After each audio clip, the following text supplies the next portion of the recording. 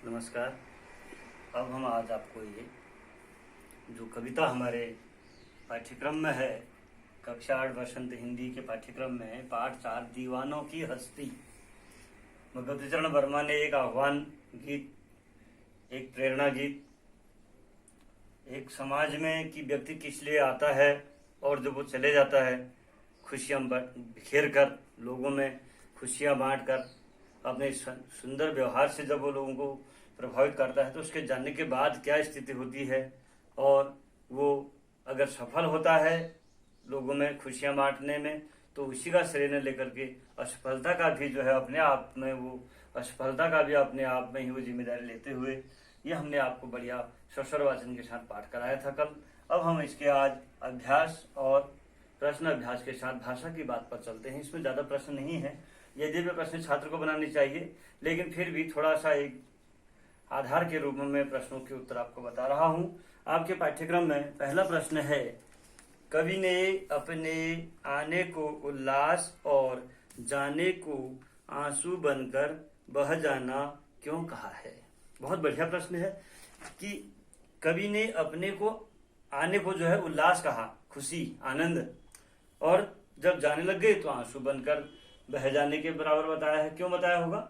क्योंकि कवि खुद के आने को, शाबाश, कवि जो है खुद के आने को तो उल्लास कह रहा है, अर्थात क्योंकि वो जहां भी जाते हैं खुशियां बांटते हैं, आनंद बांटते हैं। संसार में उन्होंने आनंद का जो है परिपाक किया, उसको बढ़ाया आगे, और वहीं पर जब लोग उनके व्यवहार से प्रभावित हो जाते हैं, उनसे अच्छा लगने लग जाता है उनको, तो जब वो जाते हैं, अर्थात जब उनको दूसरी जगह जाना होता है उस स्थान को छोड़ करके, तो जो है लोग उनके दुख में जो है आंसू बहाते हैं, अर्थात इतनी खुशियों के बाद जब वे जाते तो उनकी याद लोगों को आती है।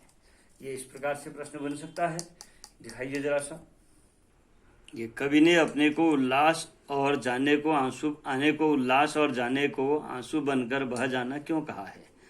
कवि खुद के आने को उल्लास इसलिए कहते हैं क्योंकि वे जहां भी जाते हैं खुशियां फैलाते हैं, तथा अपने जाने को आंसू बनकर बह जाना इसलिए कहते हैं क्योंकि इतनी खुशियों के बाद जब वे जाते हैं तो उनकी याद में लोगों को आंसू आने लगते हैं। दूसरा प्रश्न है, भीखमंगों की दुनिया में बेरोक टोक, यानी कि बेरोक टोक था, बेरोक बिना रुके प्यार लुटाने वाला कवि है ना, ऐसा क्यों कहता है कि वह अपने हृदय पर असफलता का एक निशान भार की तरह लिए जा रहा है। तो क्या वह निराश है या प्रसन्न है? इस पर हमने अपना जो है एक बढ़िया सा वो रखना है, मतलब व्यू रखना है यहाँ पर इस प्रकार से कि आप कविता को क्या समझे हैं। कवि प्रेम की दौलत में संसार लुटा रहा है, प्रेम में उसका दौलत क्या है, उसकी संपत्ति क्या है, प्रेम, सुंदर व्यवहार, तो संसार में लुटा रहा।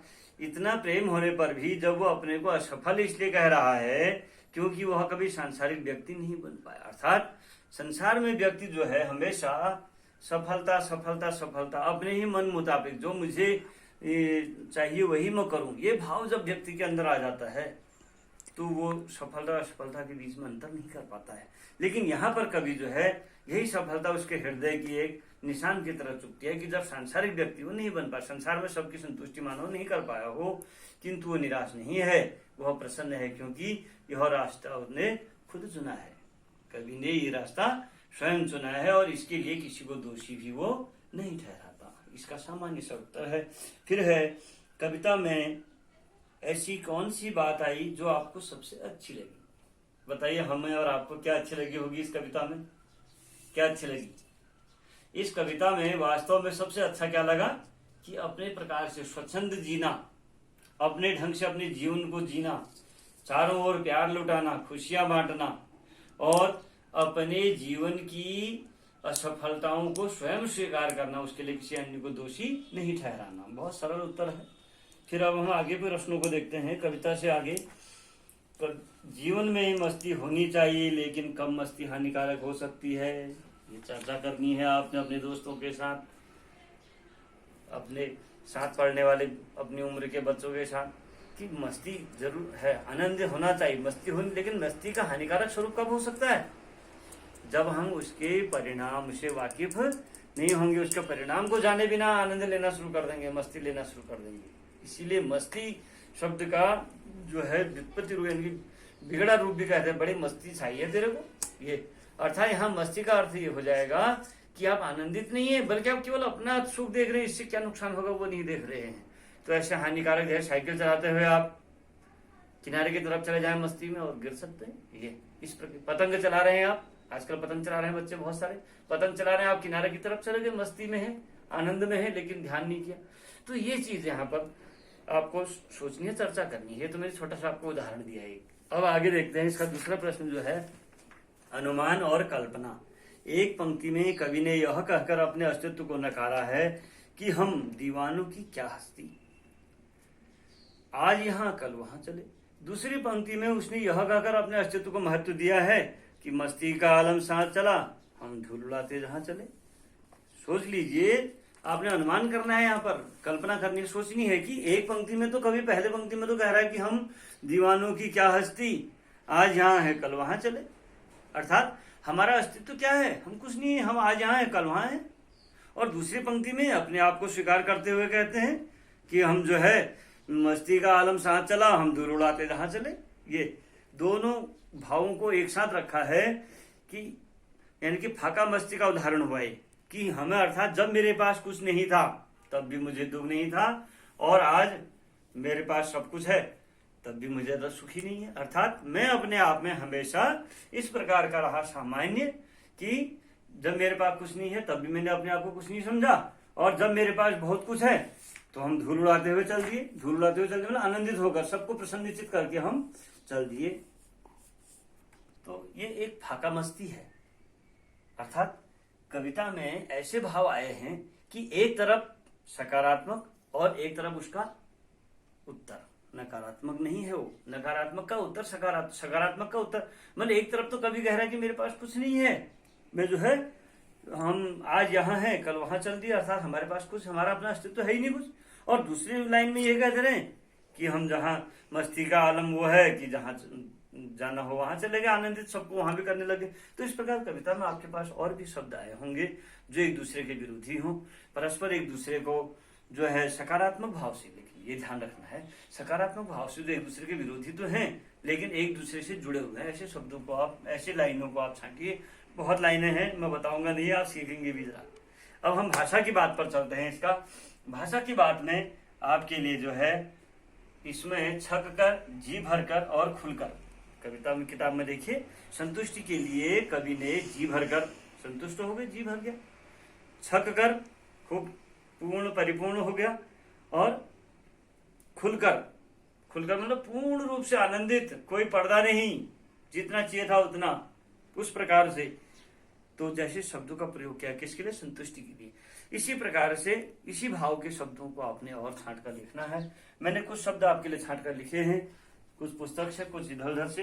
हंस कर, ये खेल कर, गा कर।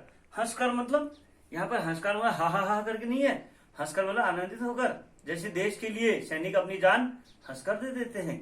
ये खेल कर, भाव आना चाहिए ना उसमें, खाली ये भाव नहीं कि हमको ऐसे शब्द तो बहुत मिल जाएंगे, उसका भाव भी आपको मालूम होना चाहिए। खेल कर, खेल कर मतलब जो खेल खेलते हैं वो नहीं, अर्थात अरे मैं तो कक्षा 6 से 8 तक ऐसी खेल कर आया हूँ। खेल कर आया हूँ मतलब कठिन शब्दों को भी मैंने तैयार किया है, मैंने एक एक प्रश्न को तैयार किया है। आज आप मेरे से कह रहे ये प्रश्न कठिन है, अरे नहीं, ऐसे प्रश्न तो बहुत खेल कर आया हूँ। ये खेल कर का अर्थ आप समझ रहे होंगे आप कि तैयारी करके। गाकर, गाकर का मतलब गाना गाकर नहीं है, यहाँ पर अर्थ भाव आना चाहिए। जैसे संतुष्टि के लिए छक्कर, जी भर कर का गाकर, अरे यार वो तो बस मैंने उसको उधर तो बात क्या सुना दी, वो तो सारे गांव में गा गा कर आ गया, अर्थात समझ गए होंगे, गांव में सुना के आगे बता के आ गया। ये और ऐसे ही मैंने दूसरे नंबर पे इसी प्रकार के दूसरे शब्द रखे हैं। पाकर, पाकर मैंने प्राप्त करके, यहाँ पर पाकर का अर्थ है प्राप्त करके, अर्थात हम तो इसको ऐसे ही नहीं आए हैं कक्षा 8 में, हम जो है अच्छे नंबर पाकर आए हैं, ये अर्थात मेहनत करके। लुटा कर, न्यौछावर करके, जैसे कल कविता में बताया। छूकर, छूकर मैंने आप क्या बात करते हो इस पहाड़ी को, मैं तो बड़ी बड़ी पहाड़ियां छूकर आया हूँ, अर्थात ऐसी मैंने सफलताएं प्राप्त नहीं की हैं या वहां पहुंचा हुआ हूँ उस जगह में। ये जैसे आप कबड्डी खेलते तो पाले को छूकर आना, छूकर आना मतलब पहुंच कर आना वहां तक, सफलता पूर्व वहां पहुंच कर आना, और फिर बिना किसी को मतलब वहां आउट करके आ जाओ, अच्छी बात है, अपने को आउट न करके वापस आना, ये सफलता पूर्व तो पहुंच कर। यहाँ पर छूकर का अर्थ होगा। ऐसे लेकर, हम ये लेकर, क्या लेकर आए थे, क्या लेकर जाएंगे, ये यहाँ लेकर का अर्थ ये नहीं कि एक हाथ में ये ले लिया, एक हाथ में ये ले लिया। लेकर मतलब अर्थात हम क्या लेकर आए थे, क्या लेकर जाएंगे, अर्थात हम क्या लाए थे, हमारे पास क्या था, हम खाली हाथ थे और खाली हाथ जाएंगे, यानी कि पाकर। इसके दो अर्थ हैं, एक तो खाली हाथ आना और एक खाली हाथ जाना। फिर जाकर, मैं स्वयं जाकर आया हूं वहां तो बड़ी भीड़ हो रही है, लोग जो है वहां पर प्रसाद बांट रहे हैं मंदिर में और भागवत कथा सुन रहे हैं, मैं स्वयं वहां जाकर आया हूं। तो यहाँ पर जाकर का अर्थ है खाली जाना नहीं, अनुभव प्राप्त करके। ये मैं किताब के हर पन्ने में जाकर आया हूं, मैंने पुस्तक के हर पन्ने में गया हूं, मैंने देखा वहां तत्सम शब्द भी हैं, तद्भव शब्द भी हैं, देशज शब्द भी हैं, विलोम शब्द भी है, पर्यायवाची भी हैं। ये आप जाकर का अर्थ लगा लिया होगा अपने अनुभव। तो इस प्रकार से आप शब्दों को छांटिए। मैंने बहुत सारे शब्द आपको बता दिए, इन्हीं को लिख लीजिए आप, सिर्फ आपको इसका भाव आना चाहिए, बस मेरा उद्देश्य ये है। तो अब इसको हम देख लेते हैं एक बार, आइए।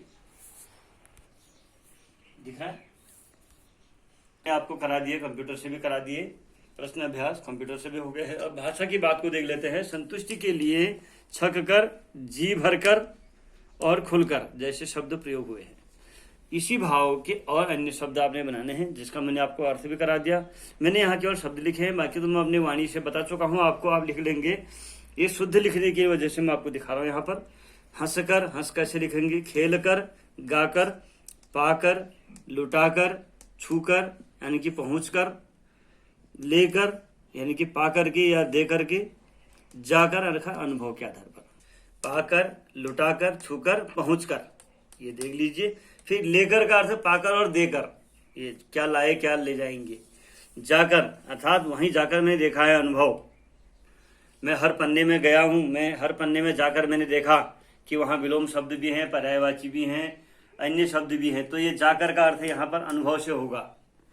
तो इस प्रकार से आप भाव में इन शब्दों को बनाइए, सीखिए और जो है अपने अनुसार। पाठ का अर्थ स्वयं, हर शब्द अपने आप में एक कहानी कहता था, हर शब्द का अपना एक अर्थ होता है। अगर उसका अर्थ नहीं है तो वो शब्द नहीं है, मैं बहुत बार आपको बता चुका हूं। तो आप अर्थ करने का प्रयास कीजिए, उसका अर्थ आप विभिन्न प्रकार से करिए। किस प्रकार से, जैसे उसकी संधि को, तो जैसे उल्लास शब्द आया है इसमें, उल्लास, उत धन लाश, उल धन लाश नहीं, उत धन लाश, उल्लास, ये ऐसे अर्थ करने का प्रयास कीजिए संधि के आधार पर। उसका विलोम बन जाता है तो अपने आप उसका वो लगा करके जो है दूसरा अर्थ लगा करके, और शब्दों को तोड़ करके, शब्दों का भाव लगा करके, शब्द को संज्ञा के रूप में लेकर के, सर्वनाम के रूप में लेकर के, पर्यायवाची के रूप में लेकर के, समानार्थक रूप में लेकर के आप शब्दों के अर्थ करेंगे तो आपके लिए किसी भी कक्षा के लिए कठिनाई नहीं होगी। आप सभी सुखी रहें, निरोग रहें, यही मेरी परमेश्वर से प्रार्थना है। नमस्कार।